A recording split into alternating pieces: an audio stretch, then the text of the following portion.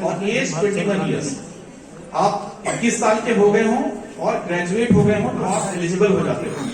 UPSC की exam जो होती है वो 3 चरणों में होती है। पहली होती है प्रारंभिक परीक्षा या प्रिलिमिनरी टेस्ट, पीटी बोलते हैं जिसको, दूसरा मेंस एग्जामिनेशन और तीसरा होता है पर्सनालिटी टेस्ट। और प्रिलिमिनरी जो एग्जामिनेशन होता है वो सिर्फ कट ऑफ के लिए होता है, मतलब इतने स्टूडेंट बाहर होते हैं। तो जो मेन एग्जाम होता है और इंटरव्यू होता है वो दोनों का मार्क्स इंक्लूड करके आपका लिस्ट बनती है फाइनल, जिसमें आप सिलेक्ट होते हैं।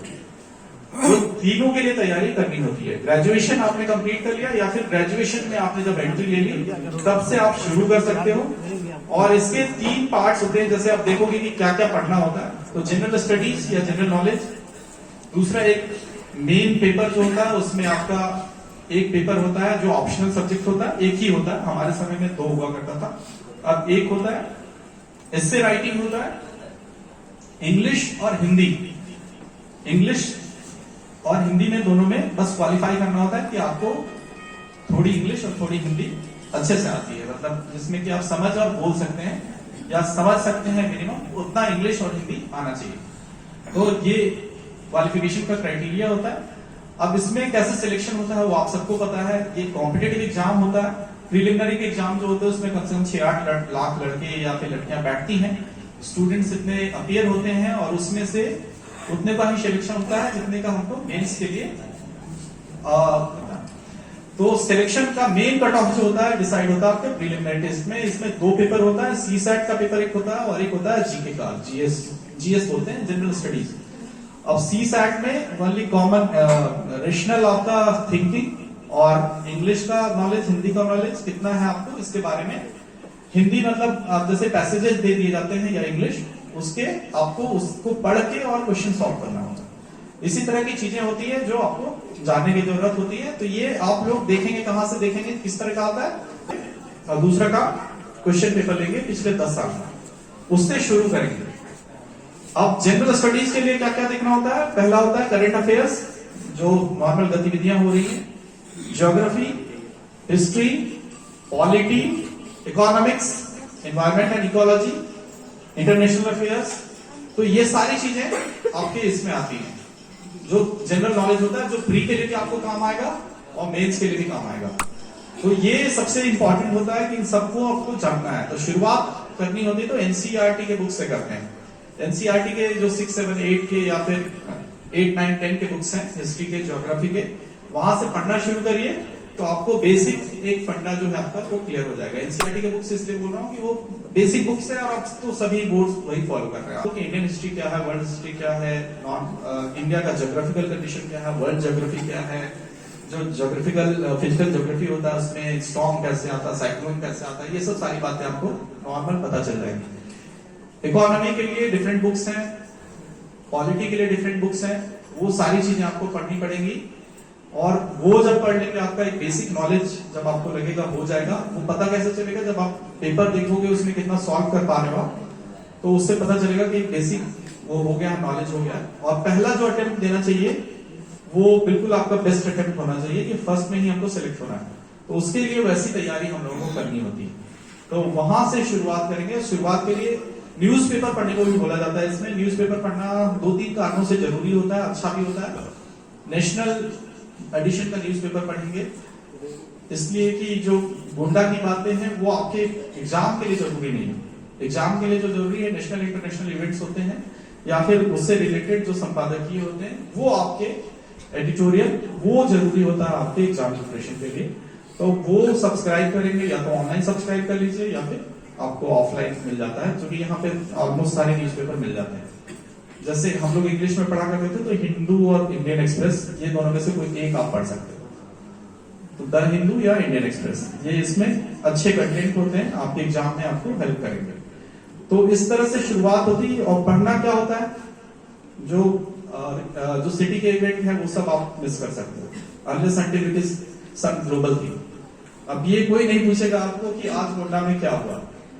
आपको ये पूछा जा सकता है कि इस बार फीफा फुटबॉल में कौन क्वालिफाई किया। ये स्पोर्ट्स का एक इवेंट है, कहां हुआ फीफा का, कहां हो रहा है, कतर की राजधानी, उससे रिलेटेड 3-4 चीजें और जान लीजिए, कितने स्टेडियम हुआ वहां पे, कौन कौन से स्टेडियम, शिपिंग कंटेनर से भी स्टेडियम बनाया उन्होंने। तो इस तरह की चीजें आपको जानने की जरूरत पड़ेगी, वो न्यूज़पेपर में आपको मिल जाएगा, या फिर डिफरेंट कोचिंग मटेरियल होते हैं, उनके मटेरियल्स भी आ जाते हैं आजकल। तो न्यूज़पेपर पढ़ने से 2-3 चीजें होंगी आपको, एक तो अवेयरनेस बढ़ेगा, दूसरा आपकी लैंग्वेज भी, लैंग्वेज जो एडिटोरियल पढ़ते हो आप, तो उससे लैंग्वेज जो आप लिखते हो एस्से राइटिंग में आपको मदद मिलती है। तो उसमें वो पढ़ सकते हैं, योजना कुरुक्षेत्र की मैगजीन होती है वो पढ़ सकते हो, सिविल सर्विसेज क्रॉनिकल की मैगजीन होती है वो पढ़ सकते हैं, या प्रतियोगिता दर्पण। इस तरह से ये आपको लैंग्वेज उसमें मदद करेगी कि लैंग्वेज कैसे बिल्डअप होगा आपका। और अभी से देख लीजिएगा, पहली चीज कौन प्रिपेयर करे, जिसका पैशन हो कि नहीं हमें सिविल सर्वेंट बनना है, वो पहला तो वो आदमी प्रिपेयर करेगा, वही इंसान उसमें आए आगे। क्योंकि कॉम्पिटिटिव एग्जाम है, सिलेक्शन होना ना होना, ना होने की ज्यादा गारंटी होती है, होने की कम गारंटी होती है, आप सबको पता है। क्योंकि 6 लाख 8 लाख अगर स्टूडेंट दे रहे हैं, अपना मैं एग्जांपल दूं, मैं मुखर्जी नगर में गया था कॉलेज करने के बाद, तो बहुत भीड़ थी वहां पे, चाय पीने के लिए हम लोग गए, बहुत ज्यादा भीड़ थी, मैं फ्रस्ट्रेट हो गया। अब इतनी भीड़ में, ये बहुत पहले से है, सालों से लोग आए हुए हैं यहाँ पे प्रिपेयर कर रहे हैं, सिलेक्शन कैसे होगा?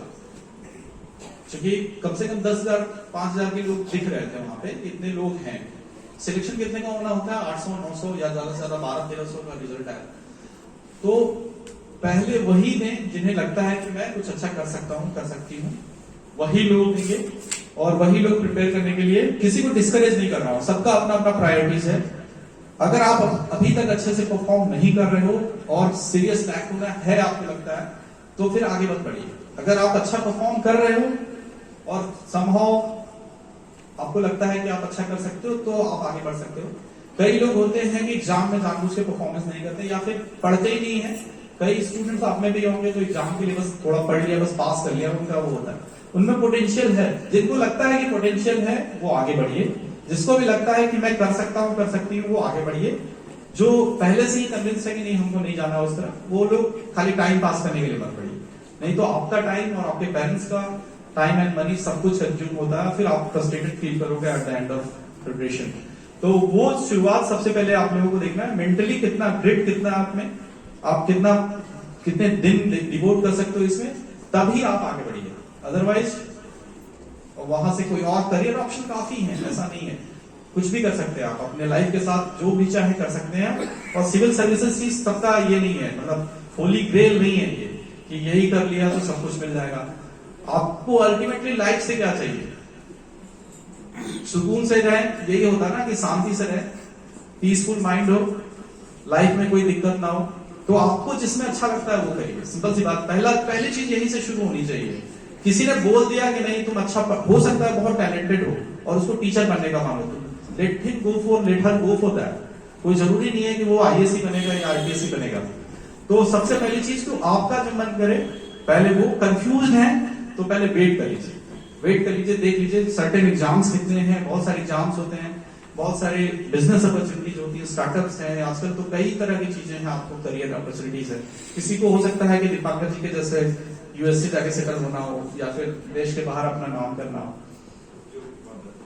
इंडस्ट्री में एंटरप्रेन्योर है ये, तो हो सकता है कई आप में से एंटरप्रेन्योर हो, तो वो भी जरूरी है। कोई जरूरी नहीं है कि हमको सिविल सर्विसेज ही करना है। सबसे पहला डिसाइड आपको करना है कि हमें करना क्या है, वहां से फिर आप आगे बढ़िए। अब ये मत बोल देना सब लोग कि हमें बस शादी करनी है